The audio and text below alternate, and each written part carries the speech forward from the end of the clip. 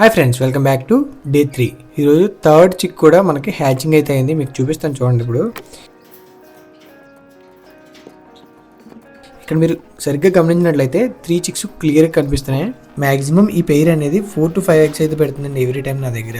అందులో ఖచ్చితంగా 3 చిక్స్ అయితే కన్ఫామ్గా బయటకు తీస్తుంది అనమాట. ఇవి ఈసారి కూడా 4 eggs అయితే పెట్టింది, అందులో 3 చిక్స్ అయితే బయటకు వచ్చాయి.